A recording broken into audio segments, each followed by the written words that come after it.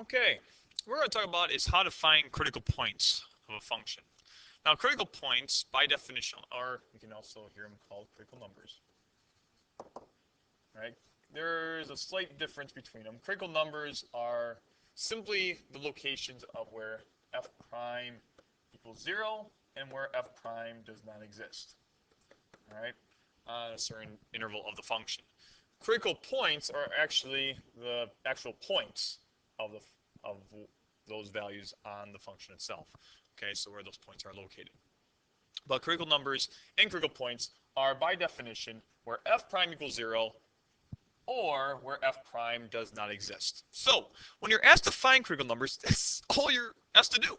You're simply asked to find where does f prime, where's the derivative, where do the slopes equal 0, where the horizontal tangent line is located, whatever you want to call it, that's what you're asked to find. Or where f prime doesn't exist. Okay, so in any case, that's what you're asked to do. So in this problem, we're asked to find the critical numbers.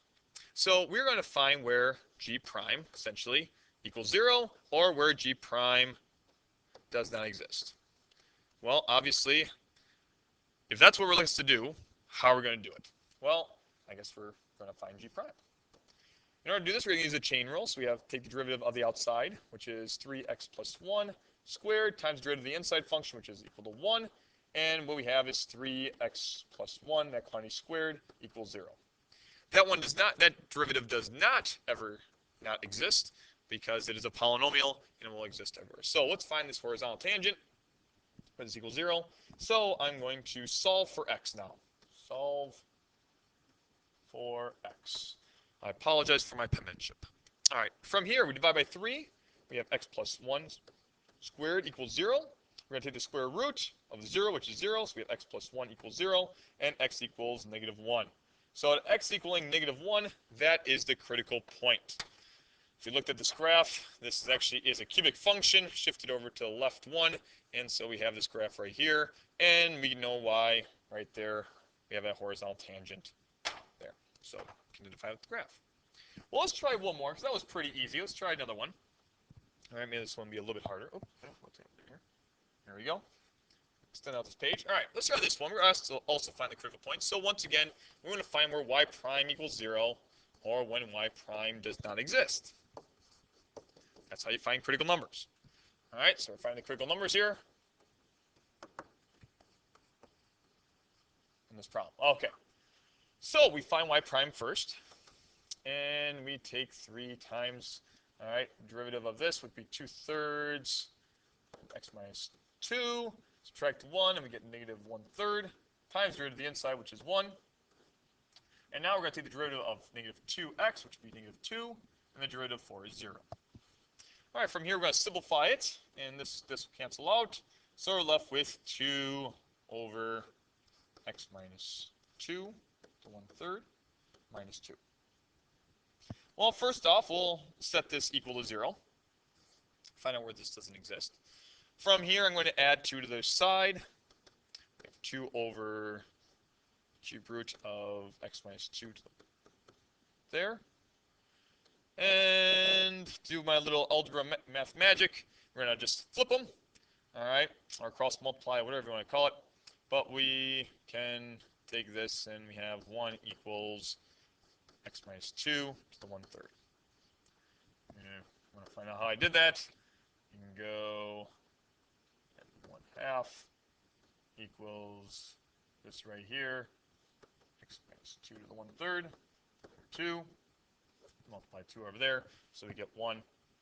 And if you don't like the 1 right there, put the 1 right there. Okay, so we have that. Now we're going to take the cube both sides. So we have 1 equals x minus 2. We're going to add 2 to both sides, add 2 to both sides, and we get x equaling 3. So there we have right now is a critical number at 3. Well, once again, that is where this right here equals 0, but we're not done yet because that's when this equaled 0. But we also have to find where y prime doesn't exist. So I'm going to find where y prime doesn't exist, and I'm going to move this over here. So we have some room. And make this in red.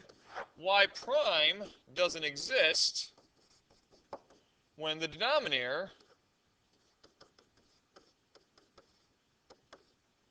all right, equals 0. So this is y prime.